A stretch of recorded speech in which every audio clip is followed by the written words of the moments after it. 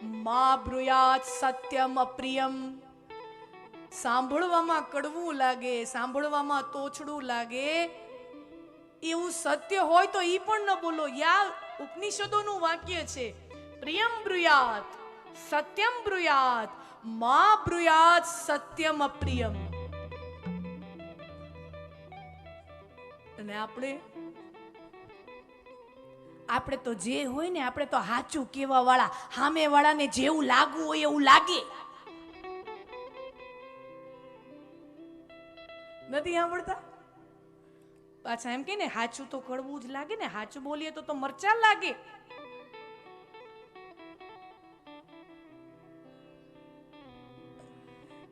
શાસ્ત્રો કહે છે કોઈને મરચા લાગે, કડવું લાગે એવું સત્ય હોય તો કાં તો એ બોલવું નહીં, અથવા તો બોલવું તો મધુર મૃદુ વાણી, કાંઈ નહીં તો મૃદુતા સાથે વાત કરાય. સત્યમ બ્રુયાત પ્રિયમ બ્રુયાત મા બ્રુયાત સત્યમ અપ્રિયમ. હું ઘણી વખત કોલેજોમાં વ્યાખ્યાનો ને એવી રીતે સ્પીચ માટે ને વ્યાખ્યાનો આપવા માટે જતી હોઉં તો યુવાનો હોય, 18 થી 22 વર્ષની ઉંમર હોય, અને બાળકોના વાલીઓ પહેલેથી આમ આપણને કે અમારા છોકરાઓને જરાક સારું સમજણ આપજો, સારું કંઈક શીખવાડજો, અમારું સાંભળતા નથી, અમે કંઈ એમ કરતા નથી, થોડુંક ઈ અમારું માને, થોડુંક ઈ અમારું સાંભળે, કંઈક એવું એને શીખવાડજો, એવી કંઈક વાત કરજો. એટલે પછી મારે જ્યારે વક્તવ્ય આપવાનું હોય અને સામે સ્કૂલ કોલેજના વિદ્યાર્થી હોય, 18 થી લઈને 25 વર્ષની એની ઉંમર હોય, અને પછી હું એને એક પ્રશ્ન પૂછું વિદ્યાર્થીઓને કે તમે તમારા માતા પિતાને પ્રેમ કરો છો? Do you love your parents? તો કે હા. તમને લાગે છે કે તમારા માતા પિતા તમને પ્રેમ કરે છે? Do you think your parents also love you? તમને એવું લાગે તમારા મા બાપ તમને પ્રેમ કરે છે? તો કે હા, એ ખબર છે કે અમારા મા બાપ અમને પ્રેમ કરે છે.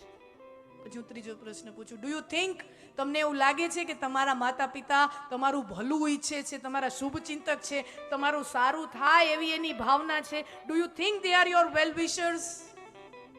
તો કે હા, અમને ખબર છે અમારા મા બાપ છે એ અમારું ભલું જ ઈચ્છે છે, અમારી સાથે ખરાબ થાય, ખોટું થાય એવી એમની ભાવના તો હોય, એવી ભાવના તો ન જ હોય, એ અમારું ભલું ઈચ્છે છે. તો મેં કીધું જો તમને એવી ખબર છે કે તમે એને પ્યાર કરો છો, ઈ તમને પ્યાર કરે છે, ઈ લોકો તમારું ભલું ઈચ્છે છે, તો પછી તમે તમારા મા બાપનું સાંભળતા કેમ નથી? તો પછી તમે એનું માનતા કેમ નથી? એટલે છોકરાઓ કહે અમે અમારા મા બાપને પ્રેમ કરી. અને હા હો, છોકરાઓ મા બાપને પ્રેમ કરતા જ ન કરતા આજ્ઞામ નો, એટલે એવું નથી કે એને કઈ આપણી યારે એવો વાલપ નથી.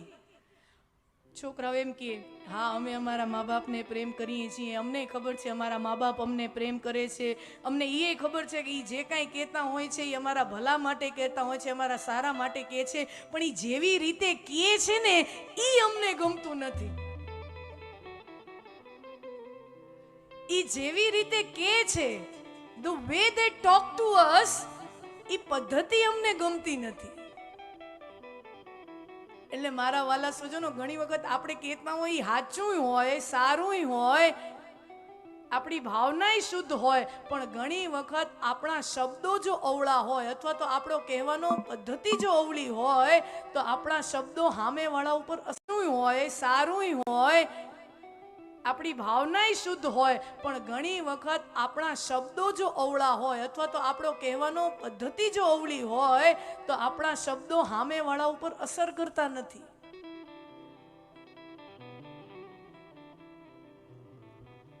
બોલે લખન મધુર મૃદુ બાણી. ભરતજી આવ્યા,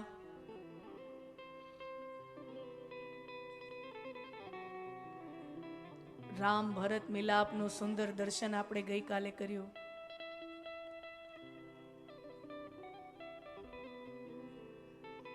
ચિત્રકૂટમાંથી ભગવાનની પાદુકાને મસ્તક પર ધારણ કરી અને ભરતજી અયોધ્યાના મહેલમાં આવ્યા.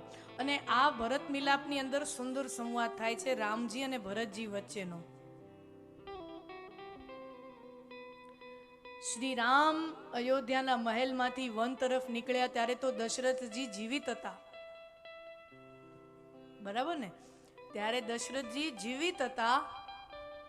દશરથજીનું મૃત્યુ પાછળથી થયું છે. ભગવાન વનમાં વયા ગયા, પાછળથી દશરથજીનું મૃત્યુ થયું. એટલે રામજીને ખબર નથી કે દશરથજી હવે હયાત નથી, પિતાનું મૃત્યુ થયું છે એ રામજીને ખબર નથી.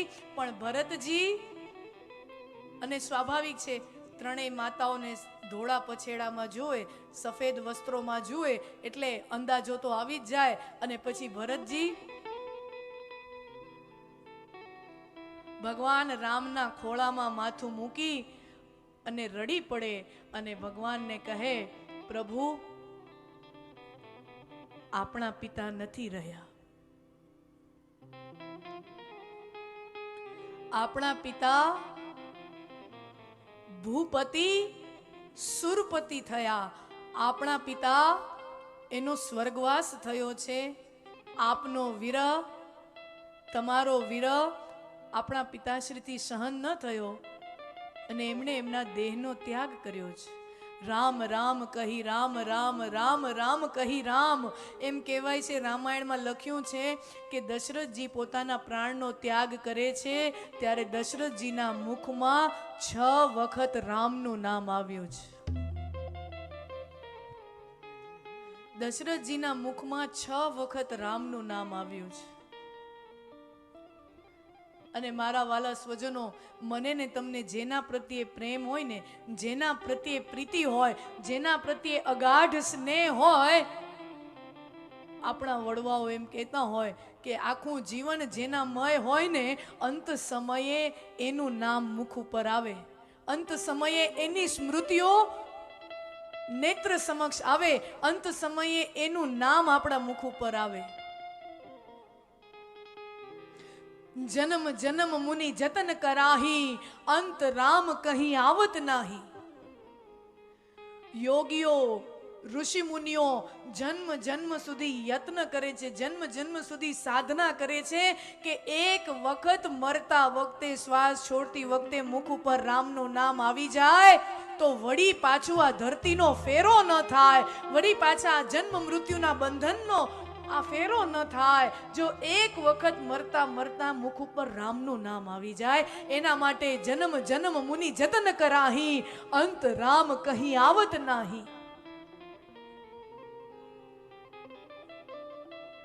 દશરથજીના મુખમાં 6 વખત રામનું નામ આવ્યું છે.